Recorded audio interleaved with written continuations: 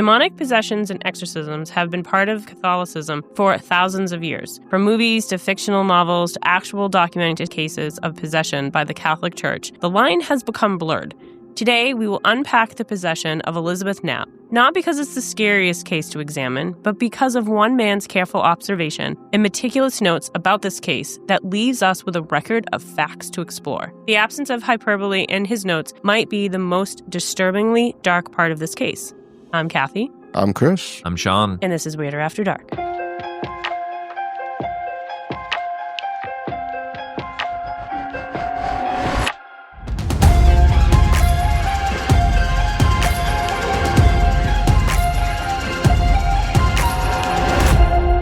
We're going to open by saying we accept everyone, whatever you are experiencing in life. But okay, she cannot say exorcism. She said extratism like 6 times. I got extratisms right now. Like, Possessions and extratisms? Yeah, just exorcisms. And then Catholicism, you couldn't say. What was that? Yeah. I don't know. This one's gonna Aren't be you a Catholic? Buckle in, gang. This one's going to be a wild ride. Okay, all right. I'm kind of hooked. I'm interested in the story. We're after just going to jump in because I don't know if I can, how much I'm going to do here. Bless your extratism.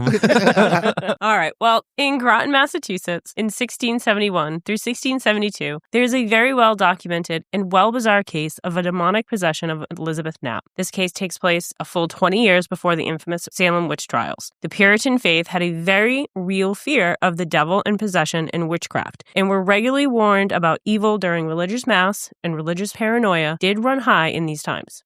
Despite this, Elizabeth's case was followed and documented very closely with an almost scientific rigor, and the documents lack the poetic language of damnation and hellfires that we would expect. It is through these careful documentations and observations over a 3-month period that we can explore this case with a more modern understanding. Ooh, I kind of like this, right? Because that time period is going to be all kinds of, Bible references, and they're taking a more scientific look at it. Perhaps that is why this case is so disturbing. Elizabeth, at 16 years old, was a servant at the home of Samuel Willard. Samuel was a preacher and a wealthy homeowner in Groton, Massachusetts. He had a wife and 3 young children, and Samuel and people of his stature in the community would often have at least a few young female servants to help with child care, cleaning, cooking, and completing other household chores. In return, the young woman would gain training on how to keep a house. No money, no housing or food, but they learned how to do chores to prepare themselves, for marriage, to become a good wife. Sounds like a great deal. I'm going to mentor you and teach you how to do chores. Yes. It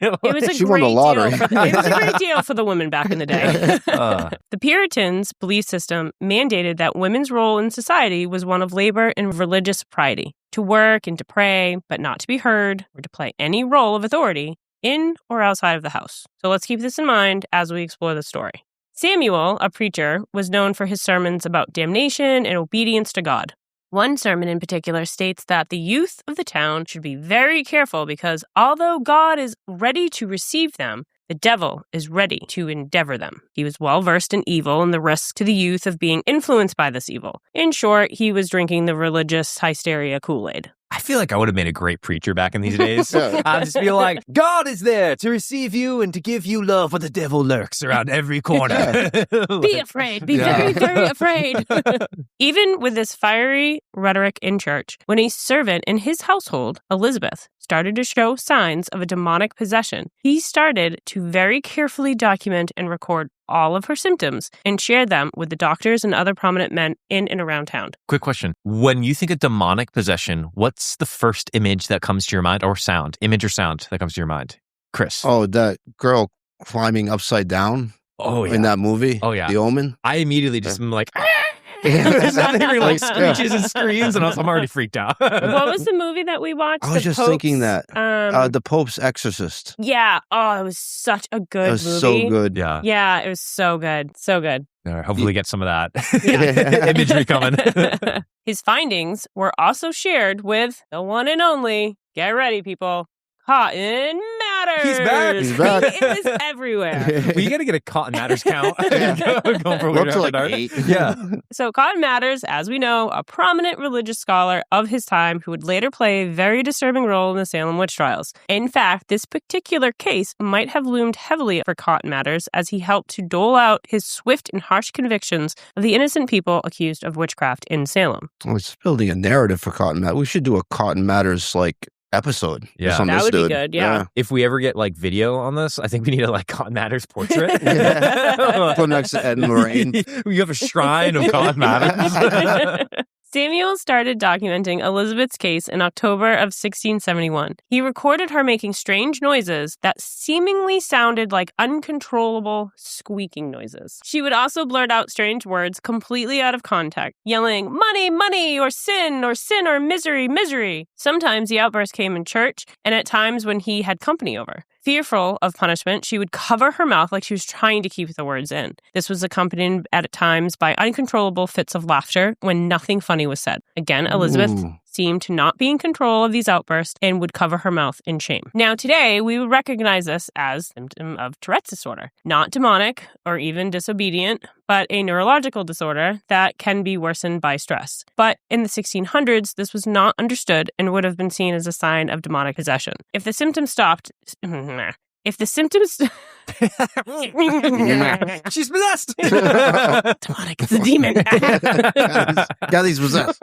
If the symptoms stopped there, we would not need to look any further into this case because it would be closed. But he recorded other signs of possession, and for the next 3 months, the signs seemed to escalate and get more terrifying. A few nights later, Elizabeth collapsed violently to the ground. Her eyes rolled into the back of her head, and she shook violently with such force it took 4 people to hold her down. She's a small 16-year-old girl. It took 4 people. In the 1600s, this must have been terrifying. The sudden dropping, the violent shaking, the superhuman strength. Yeah, Is that all possession is? Is just people having neurological disorders that were confusing for devil possession? And people with a seizure disorder would be more likely to have symptoms of Tourette's and vice versa. So it kind of makes sense so far. Yep, but the signs of possession don't stop here. Elizabeth was in Willard's basement gathering plates for dinner when she screamed, ran up the stairs. She was terrified of 2 people she saw in the basement. Samuel went to the basement and searched. No one was there. A few days later, she was terrified again by a man floating above her bed and then just disappeared. She also admitted to Samuel she saw a woman when walking home from work one night with a dog's face. These incidences would have been terribly frightening to Elizabeth, and Samuel being her master and a pastor who would have been the person she could have confided in. For Samuel, this was more evidence of a demonic possession. I mean, this could also be part of a neurological disorder. She's starting to have hallucinations, right? Yeah. But again, 1600s, they wouldn't have known about any of this. I mean, as a psychotherapist, it's a strange cluster, but it does add up, right? You have these 3 different pieces of the same neurological disorder. She also reported horrific pain at times, seemingly out of nowhere. She would grab her shin and rival in pain, and then at her breast, and then at her head. She seemed to be in great pain, even though there was no logical reason. Samuel brought in a doctor who said she ate something that disagreed with her and recommended she fast for 3 days. She did, but the pain didn't seem to decrease. Rather, it actually seemed to get worse over time. She would also at times grab her own throat and grasp for air. She would say someone was choking her, but nobody would be within 10 feet of her. Ooh, okay. Sounds like a muscular sclerosis type thing, right? Or like a Huntington's disease. Huntington's, yep. Some like atrophy of the muscles. Yeah. Mm-hmm. I have never been a woman, but Kathy, have you ever ate something and got like an upset stomach and be like, my shit hurts? Yes. Oh my God, my titty hurts. Oh my God, my boobs. My boobs are so sore. What? It Must must have been that chicken you ate. My shin. Oh my God, too much cheese. The answer to that is don't eat anything for 3 days. That'll fix it. You'll be fine. You'll be fine. Don't worry about it. So if this was a neurological disorder, it makes perfect sense that fasting would not help these symptoms. If anything, it might increase the symptoms as the nervous system reacted to having food on a regular basis. Yeah, that makes sense. It would add more stress to the nervous system. So again, we're just adding stressor on the 16-year-old girl. She also started to have emotional fits. I mean, I would probably too. Give me food. I'm I'll hungry. kill you. I go like a half a day without having something, and I'm like, I'm hangry, and I'm gonna murder someone. I think we solved it. She's just hangry. Gang, we've been talking about it for months, but they're finally here. We've officially started collaborating with Ghost Poppy on 3 uniquely Weirder After Dark candles, and they're available right now. Our first one is simply branded Weirder After Dark, and it's everything you would expect when sitting around a campfire, sharing stories with your friends in New England. Hints of maple, clove, earth, smoked amber, pine, cedar, patchouli, a true hanging out by the fire vibe. We'll also have 2 scents inspired by 2 of our favorite Weirder After Dark tales. The first being Chris's story on Boone Island. Guys, wait, wasn't that one about cannibalism? It sure was, but it also takes place on an island off the rocky coast of Maine, and that's what you can expect with this candle. Think scents of moss, earth, juniper, bergamot, ozone, the fresh sense of being on an island after an intense thunderstorm. That sounds so much nicer than what I was thinking. Thank you, guys. So much nicer. And lastly, a scent inspired by the Voynich manuscript, a story we were all captivated by. And for this one, imagine yourself peaceful and curiously reading an ancient manuscript in a quiet library. You'll get the sense of bergamot, eucalyptus, balsam, leather, and patchouli. And you can feel good about buying these candles. Why? Because it's made by a small US-based business, and they've been such a pleasure to work with. Carla and her husband Sean make these candles by hand. They're 100% soy-based, vegan, paraben, and sulfate and cruelty-free, which means absolutely no nasty chemicals and all the good feels for you. So gang, if you're loving these episodes and want to support us, head over to ghostpoppy.com and find the Weirder After Dark collection. The link will be in the description and pick up some of your own candles today. It would absolutely mean the world. Thanks. She would end up laughing or crying uncontrollably without provocation, and she would have violent mood swings. Euphoric and alive with energy at one moment, depressed and drained of energy at the next. At one point, during one of her episodes, she tried desperately to throw herself into the lit fireplace in front of Willard's family. Samuel had to restrain her in order to keep her out of the flames. Ooh, manic depression with bipolar disorder, with suicidal tendencies, manic. Yeah, these are a lot of symptoms too. Yeah, even one of these symptoms being a neurological disorder, you can't blame the people for thinking it could be demonic, right? Because they didn't have the knowledge. I could definitely see that, yeah. So they're like, it doesn't make sense. I mean, I'm not saying it's right, but... That's my new diagnosis going forward in my field. It was the devil. Okay, we have education now. We know that's not it. So, no. What's the code to bill for the devil? It's a possession. During one of her quote-unquote fits, when her eyes rolled back in her head, she was violently shaking on the floor. Samuel recorded she was blurting out words, again, money, money, sin, sin, misery, misery. Typically, when people are having seizures, they cannot talk. There is an uncommon type of seizure called focal aware seizure when people do talk during a seizure, but it's usually not understandable words, but rather just nonsensical words. So this is the first recording by Samuel that we cannot explain fully with modern medicine. I didn't know people could actually talk during a seizure. I thought that was like they lose control of their tongue. They're afraid they're going to swallow their tongue. Yeah. When I used to work with kids, I had a small child have a seizure in my class. That was scary, yeah. It was super scary. When I worked on a detox, I watched people have detox from alcohol-induced seizures, and they would moan. Yeah, and it'd that's be what really scary and violent. Sounds but the doctor's like, just don't touch them. They just need to go through it. There's nothing you can do. Yeah. Just keep them from hitting their head. This is really heavy right now, so what I'm about to say isn't going to land well. But I'm here for it. I think she just was like the first freestyle rapper. She's like, money, money, money, sin. Like, that's good. That's misery. It all makes sense now. At this point, Samuel had Elizabeth move in with the Willards family full-time to help her through this possession. Elizabeth still worked for the family, but was also their guest as they tried to help her fight off this possession. So, hey, chick, I know you're possessed by the devil and I'm taking you in, but you still got to do my dishes and my laundry. Cool? Yeah. Cool. We cool. Yeah, she thinks she's possessed by the devil and he wants her to spend more time with his family? Yeah, that and seems around the three kids. Yeah. It's kind of wild. Kill my iffy family, about kill that. my family, Yeah. kill my family. You know, Or it's like just weird. a really Or dedicated like- preacher who really is like trying to help her fight off the devil. Yeah, I'm thinking he wants to kill his family and he's going to blame her. Yeah, so that's the vibe I'm getting here. Thinking this is where that's going. No, it's not. Spoiler.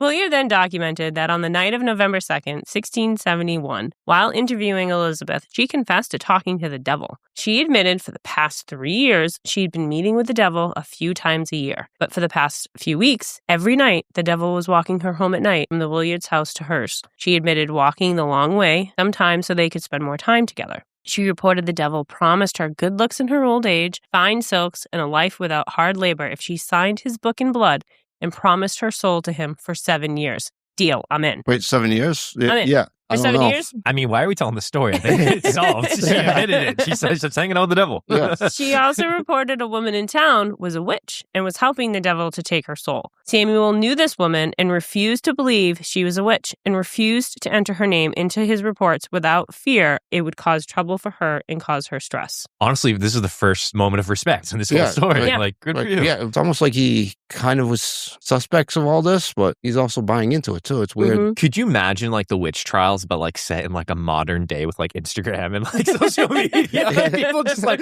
calling each other out. Communities being like, Kathy's a witch. And she's just like blowing up. Oh, man. Like. I think we just created a movie.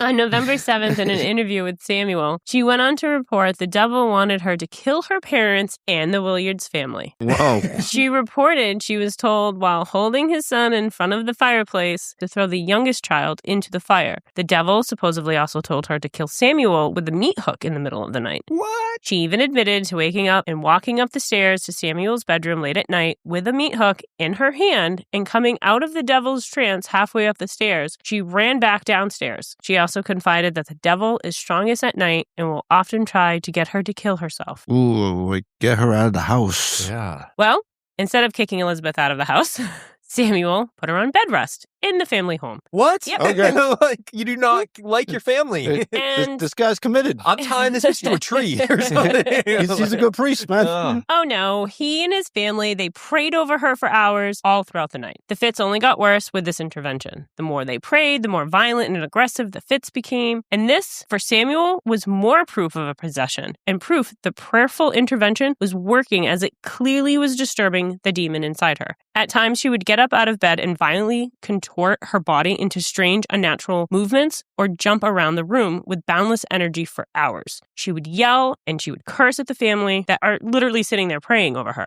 She would call Samuel a rogue minister, and Samuel at this point was convinced this was not the young, innocent Elizabeth, but a demonic possession, and he and his family needed to continue to intervene. Yeah, how else could he see it, right? This makes perfect sense if you're a 16th century preacher that this is a demonic possession. He's got such a big heart, too. Yeah, no, he seems just like a decent trying, dude. You're Like, trying. Like, I would have opened up the back door and then I'm like, good luck. The world is yours. He continued to interview her, and the next interview, Elizabeth reported the devil had been sexually abusing her almost every night in the past few weeks. She reported the devil was too strong and she could not hold off and she could not fight him much longer. It was only during the interview, Elizabeth admitting to giving up the fight and brought the devil into her bed. After several weeks of these marathon violent fits that could last for several hours as the family prayed, Elizabeth sat up quietly in her bed. Her mouth did not move, but a deeper, more guttural voice came through her. Samuel writes, it was not her voice, nor did it speak with words or phrases that were known by Elizabeth. It used vile words and phrases that were not common to her household or her community. It also made animal noises and growling sounds and pig grunts through Elizabeth. Even stranger, he reported her throat swelled up to the size of a fist as the devil spoke through her. And again, her mouth did not move. Samuel and his family continued to pray over her until she fell asleep. Okay, I got nothing for this. So the rest of them, I can say, okay, this is a weird neurological disorder, but that one, I'm out. This is wild. Yeah, that's this just is insane. And just the fact that he's recording this like so matter-of-factly, this gives us a creepy vibe, right? Yeah. Samuel's notes stopped for several weeks, but on January 10th, he reported Elizabeth was having a particularly violent fit, and he prayed for several hours. When she couldn't come out of it, he just left her in it. The next morning, she stopped talking altogether. She just went blank, not eating, not talking, just a blank, non-responsive stare. Almost looking past you or through you like you weren't even there. Kind of like a catatonic state. That's what I'm going to say Okay, next. okay. Well, I'm the therapist, so yes, I mean, you're right on point. This is what modern medicine would call a catatonic state, brought on by severe depression. While very rare and disturbing to witness, this is a very real symptom of major depression and usually would require hospitalization. At this point, Samuel returned Elizabeth to her parents, writing he was not able to reach her and was not qualified to help her, and no other observations were recorded from this day forward. What the hell? No, She's like, oh, sorry. She stopped doing the dishes, Yeah. so take her back. Yeah. Like, She's just like laying in bed and she's not moving, so you guys take it all back. yours. That's weird. yeah. we can say that Elizabeth did go on get married. She married a 21-year-old man by the name of Samuel Scripter, and they went on to have 6 or 10 children. I'm not sure of the reports. Some say that there were 6, some say that there was 10. In other stories, we know how well they did with record keeping. So she ended up living until 68 years old, and she died in 1723, and her husband died that next following year. So she went on to live a relatively normal life? That's what's disturbing about the story is not the wild and dramatic language or warning about evil, but rather the cold observational recordings of her behavior and condition. Not to terrify you or to warn you of the power of the devil, but rather a very scientific approach. A calculated, precise record of the symptoms that she exhibited. Another disturbing fact is, yes, we can recognize symptoms of Tourette's and a seizure disorder and a bipolar disorder. With homicidal and suicidal ideation, we can diagnose paranoia. The problem being, all of these symptoms and disorders came on all at once for a 3-month period of time and then just disappeared once she's like all back home with her family. All of the disorders discussed here are chronic, and without treatment, they would only worsen and potentially become fatal. But she goes into a catatonic state, gets sent back to her parents, and then go and get married and have 6 to 10 kids and have a normal live to a ripe old age of 68. Yeah, and live until the late 60s. That's really strange. It's weird. I'm kind of changing where I'm leaning here. Me too. I've got a kind of darker idea. Yeah.